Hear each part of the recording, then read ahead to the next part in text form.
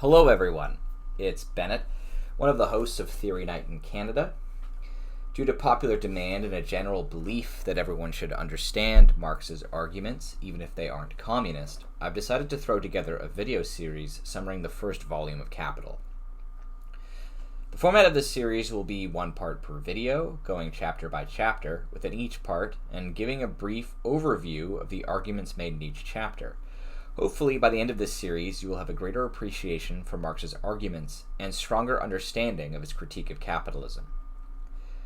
My source for this series will be the first American edition, an edit of the first English edition for North American audiences, which was published in 1906. So, Part 1, Commodities and Money. The first part of Capital seeks to establish a definition of commodities and explain how commodities are valued, priced, and exchanged, as well as the importance of money in the system of commodity production. So let's start where Marx did, with Chapter 1, Commodities. So Marx starts with a definition of a commodity. Firstly, a commodity satisfies a human want or need, i.e., the commodity has social necessity. The need satisfied by the commodity is referred to as the commodity's use value. Secondly, a commodity does not occur naturally. That is, a commodity is manufactured, extracted, or produced by human labor. Let's look at some examples of a commodity to aid this definition. So, things that are a commodity include water you drink from the tap, which had to be sequestered from a source, purified, and transported to your home. Iron, coal, or other mined materials which had to be prospected, mined, refined, and distributed for industrial use. Tools, toys, electronic items, and other things that required labor to produce. So things that aren't a commodity would be the stream of water that your water came from, the earth that mined minerals are extracted from, as things that are not produced by humans, that is, are produced naturally, are not commodities, as they do not require labor inputs.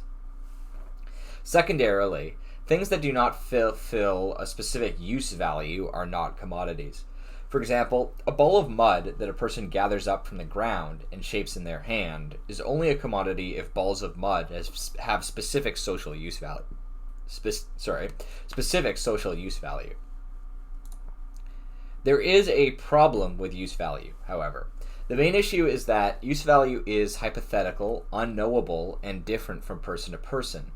For example, a person dying of hunger has a greater use value for food than a person that is full. But also, two people of the same level of satiation will still hold different use values for the same food.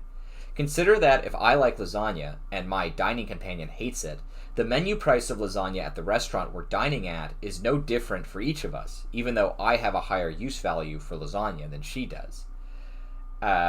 This is because use value can't be used to determine commodity pricing. It's entirely subjective and unquantifiable.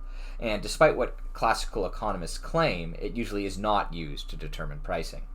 Instead, pricing is determined by exchange value, a heuristic for use value that attempts to estimate the average use value of the commodity.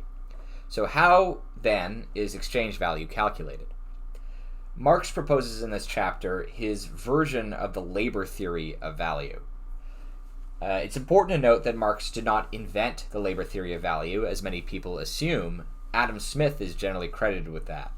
Marx's novel contributions are pegging the labor theory of value to what he calls socially necessary labor time, which we'll explain on the next slide, and placing the labor theory of value as the primary determiner of exchange value, above supply and demand.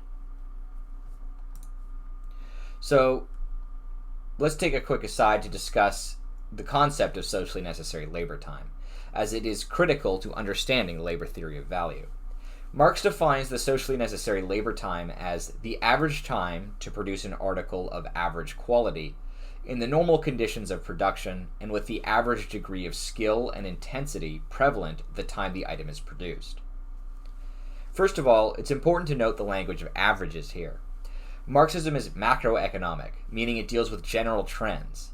Although individual cases affect prices of items, on average, exchange value averages out to realized labor value. Second of all, socially necessary does double duty for socially necessary labor time.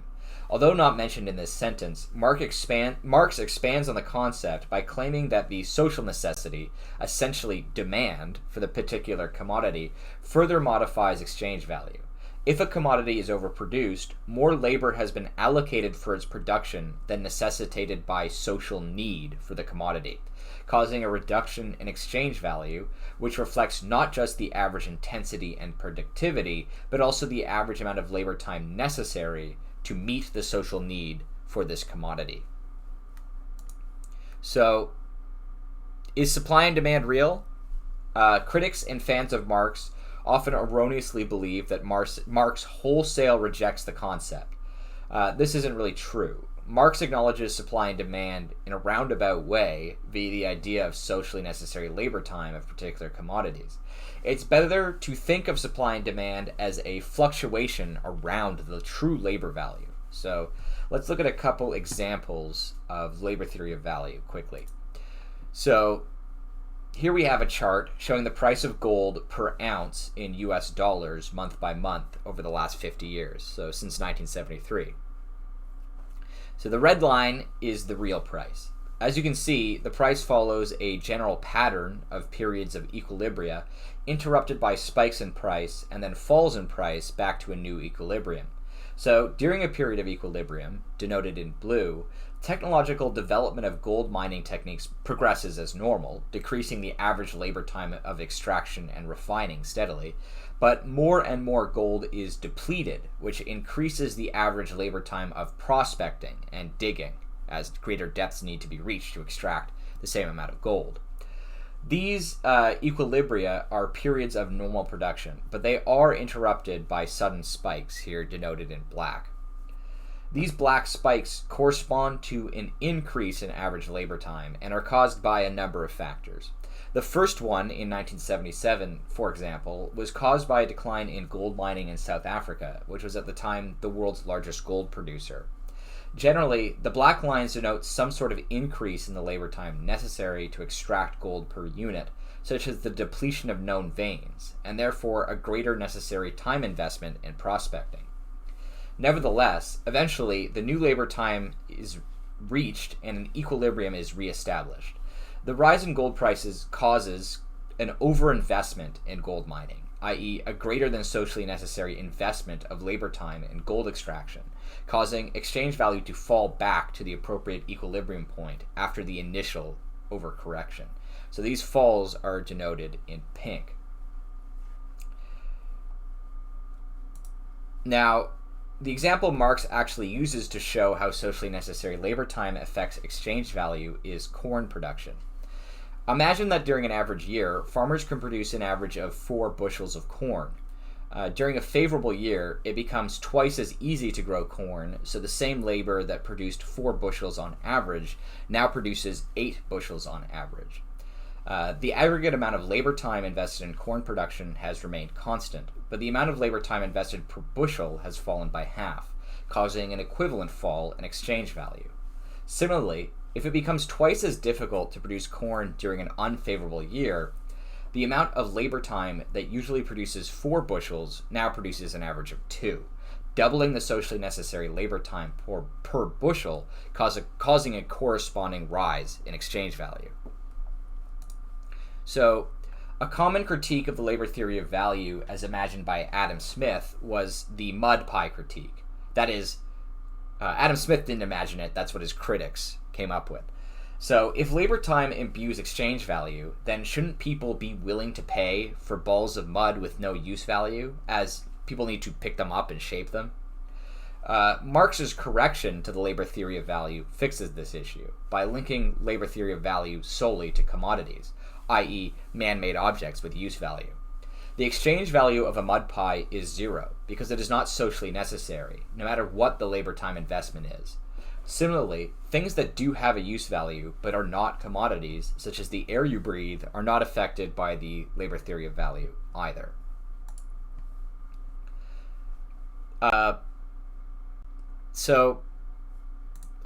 Accidentally went back. here we go. Chapter 1 then proceeds to a discussion of Marx's 4 value forms. So the 4 value forms are the 4 forms which exchange value exists in, but also dominate in different stages of civilizational development and are therefore not common at the same time. The first value form here is the elementary value form, which exists as the primary mode of exchange very early on in social development. In this mode of exchange, commodities are exchanged between producers for other commodities directly. The rate of exchange for my commodity A and the commodity B of my commerce partner is determined by the relative labor investment. So if it takes 4 hours of socially necessary labor time to produce A and 2 to produce B, the exchange rate would average out to 2 units of B for each unit of A. The second value form, the expanded value form, is simply an extension of this. So as the economy grows in complexity, the number of commodities grows. Commodity producers therefore need to know the socially necessary labor time investment of all other commodity classes in circulation, which is only possible in a simple economy, such as homestead production, where everyone either knows the time investment of a commodity because they know how to make it, or they know of the process of making it. They know what the blacksmith does all day.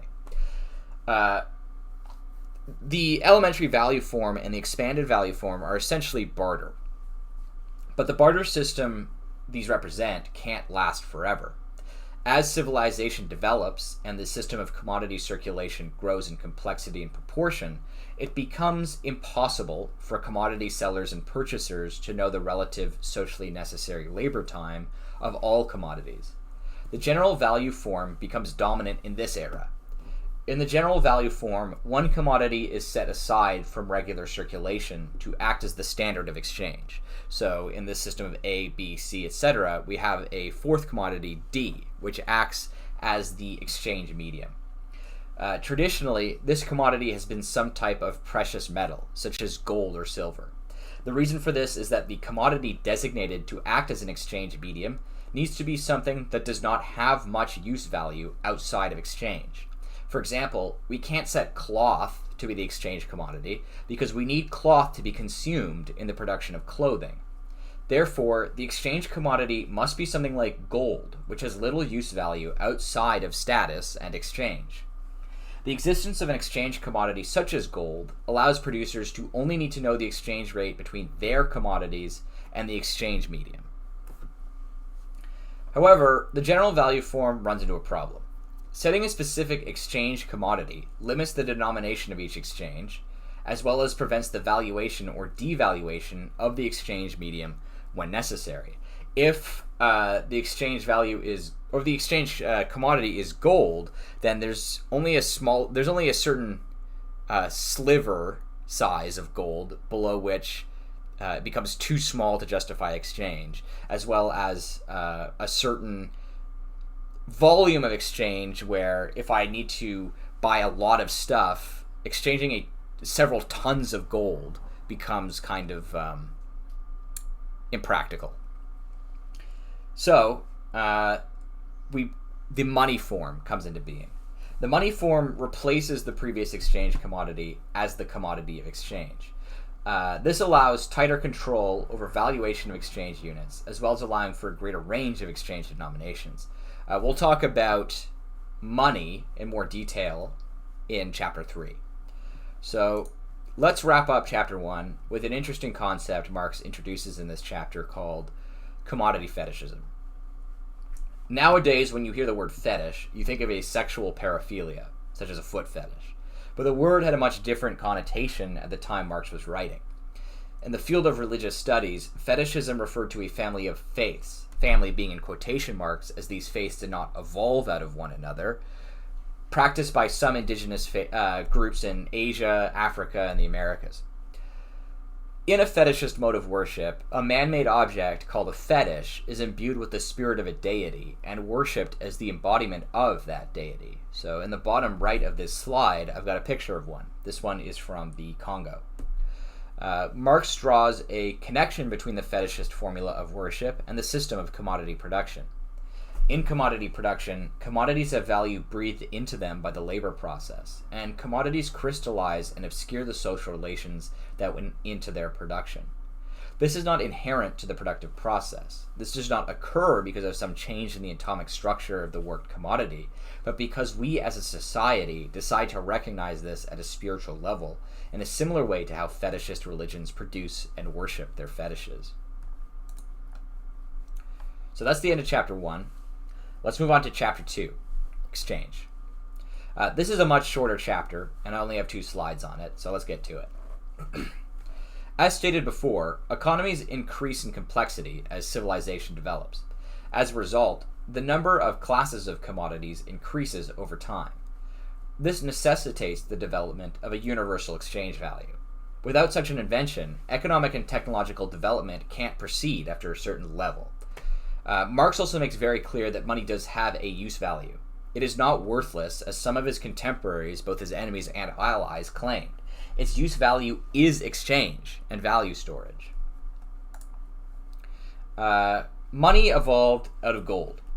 Gold was the exchange medium of the general value form, and when society transitioned to the money value form, it did so by representing money as equivalent value to portions of gold. Initially, those portions of gold were the literal piece of gold that the money was made of. So in the bottom left of this screen, I have a very early coin from the ancient Mediterranean, which is just a piece of gold, stamped with state emblems. Over time, however, money more abstractly represented units of gold, and the amount of gold that units of money represented changed. So on the bottom right here, I have one of the last coins the United States minted while it was on a full gold standard. This represents $10, and the size of the coin is based on how much gold is represented by 10 US dollars. As a commodity, gold has socially necessary labor value. As such, credit money, i.e. gold standard money you can redeem gold for from the National Reserve, represents a portion of the labor value of gold. The labor value of gold being the value of prospecting, mining, and refining it. So that's chapter 2. Didn't I promise it'd be quick? Alright, let's move on to 3. Money, or the circulation of commodities. So the point of money having use value as the exchange medium is that money doesn't cause exchange value. It is caused by exchange value of commodities. As such, the sum real value of money, or wealth, is always determined by the sum productive wealth of the society it circulates within. So let's discuss what it means for money to have use value as a medium of exchange. Basically, when a commodity seller sells their commodity, they get money. This money represents the labor time they invested in producing their commodity. They can then spend this money to buy commodities for which they have use value. This sequence is the commodity circuit, CMC. This is very important. Let's decompose the commodity circuit and take a look at the first half of it, CM. That is the sale of a commodity for money. First of all, when a seller brings their goods to market, they are also competing against all other producers of the same niche. This means that all commodities of the same type and quality are functionally the same commodity broken into portions, with different portions allocated to different sellers. This is important, as regardless of the labor time invested by each seller, prices will converge to the exchange value of the commodity as a whole, defined by the socially necessary labor time due to market pressure. If one vendor invested more time than was socially necessary, they won't be able to sell at a higher price due to competition with other producers. Conversely, if another vendor invested less time, it will be either due to one-off circumstances, or because their product is subpar and therefore of a different commodity class, or because of a technique they developed or know about that will lower the socially necessary labor time investment. So, it is also important to know that a CM exchange is entirely a matter of perspective. Vendors are selling a commodity that they do not have use value for, or they would consume it, to people who do have a use value for it. As a result, every CM exchange is also an MC exchange from the perspective of the purchaser. So once a commodity producer sells their commodity C1 for M, they must then use M to purchase commodities they need to survive, such as food and shelter, as well as to buy commodities needed to reproduce their commodity, C1. As such, the sale of commodities to purchase other commodities is just a transformation of commodities from one class to another from the perspective of the commodity producer. Effectively, money allows the commodity producer to go off and buy commodities as if they were directly bartering their produce for the produce of others, regardless of how complex the economic system is or becomes. From here, Marx goes on a tangent to discuss money itself and metrics relevant to understanding it. First of all, let's discuss money value. Money value tells us essentially the value of money in circulation in the money denomination. This can be obtained by taking the prices of sale and dividing it by the number of moves made by the units of the same denomination. As an example, consider the following circuit in which 4 CMC circuits occur. C1 is sold to the producer of C2 for, let's say, $2. So the denomination of the money unit here is $2. The producer of C2 spends that money to purchase C3 and so on. This gives us 4 purchases. The sum of all purchases is $8, but the money value in circulation is not $8, it's only $2, because $8 of commerce has occurred, but 4 purchases have also occurred. So you divide 8 by 4 to get $2. Similarly, you multiply $2 by 4 to get $8, which gives you the value of all purchases.